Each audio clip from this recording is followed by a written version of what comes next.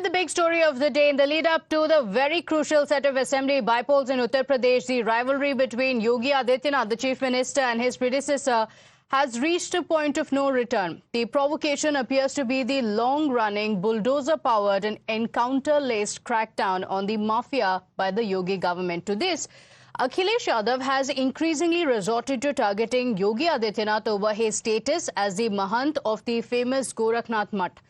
First, he promised that when the SP forms a government after the UP's 2027 elections, all the bulldozers in the state would be sent to Gorakhpur. And now he's gone ahead and formally said that there is no difference between the heads of mutts and the mafia.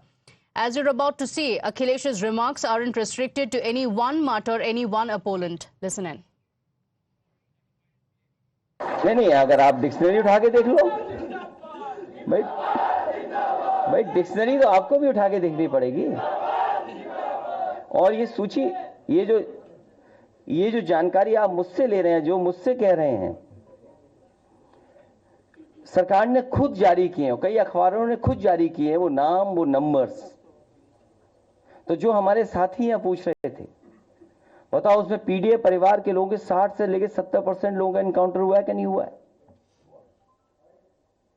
और जो 42 अन्य दिखा रहे हैं आप, अगर आंकड़ा और डाटा ठीक है, तो सबसे ज्यादा फेक एनकाउंटर अगर किसी के हुए हैं तो पीडीए के परिवार के लोगों के ही हुए हैं। ये तो सरकार खुद दिखा रही है, ये कोई मेरे आंकड़े नहीं है।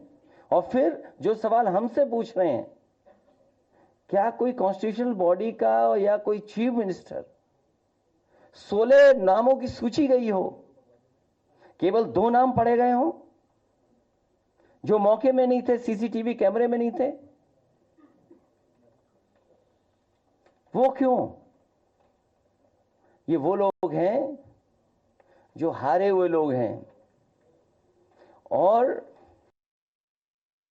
So you heard what Akhilesh Yadav had to say, that the other point the SP chief was making was about the demographic of those killed in the police encounters. He says that these numbers are skewed towards those who belong to the PDA groups, which is the backward classes, Dalits and minorities.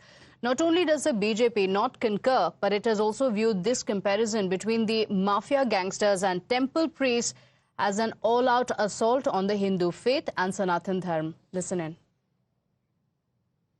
देखिए, Samajwadi party को इस बात की जानकारी नहीं है कि मठ मंदिर और माफिया में क्या अंतर होता है। वो माफिया के मजार पर फातिया पढ़ने वाले लोग हैं और प्रदेश की जनता से, देश की जनता से इन्हें माफी मांगनी चाहिए। बीजेपी विरोध करते करते इंडी अलायंस के लोग हिंदू और सनातन विरोध कैसे करते हैं उसका एक और परिचायक आज अखिलेश यादव जी ने दिया है, जब वो कहते हैं कि मठाधीश और माफिया में ज्यादा फर्क नहीं होता। सोचिए, क्या किसी और धर्म के लिए बोला जा सकता? मतलब कि वोट बैंक की मिले ताली, इसलिए हिंदू को दो गाली, हिंदू आस्था पर करो चोट, ताकि मिले वोट बैंक का वोट। और इसी चक्कर में आज जिस प्रकार से कहा गया है कि मठाधीश जो होते हैं वो ज्यादा अंतर नहीं होता उनका माफिया से। Now, the BJP is of the view that it's not just Akhilesh, but the entire India bloc that has an agenda against the Hindu faith. For instance, while the SP's Ram Gopal Yadav said in May that the Ram Mandir in Ayodhya looked bekar or useless, Rahul Gandhi had also rained jibes at Prime Minister Modi's underwater puja in Dwarka. Mallikarjun Kharge has also highlighted how a candidate named Shiva could beat the BJP's Ram, while the DMK has openly, of course, declared that they are enemies of Lord Ram. And that brings us to a little over a week ago when the SP chief and his party members had warned of bulldozer action against the Gorakhnath Mutt. At that time, Yogi Adityanath had essentially told Akhilesh Yadav to dream on. 2017 के पहले जो लोग प्रदेश में लूट खसोट मचाए थे, आज जब उनके सपनों पर पानी फिर चुका है, तो अब टीपू भी चले सुल्तान बनने। सपना देख रहे हैं, सपना देख रहे हैं। आपने देखा होगा ना, आज से 8-10 वर्ष पहले एक धारावाहिक आया था, मुंगेरी लाल के हसीन सपने। सपना देखना, वैसे भी इन लोगों को सपने ही दिखाई देते हैं। सपने देखने की इन लोगों की आदत रही है, क्योंकि तब जब जनता ने इन्हें अवसर दिया था तब उन्होंने प्रदेश के युवाओं के भविष्य के साथ खिलवाड़ करने में कोई गुरेज नहीं की।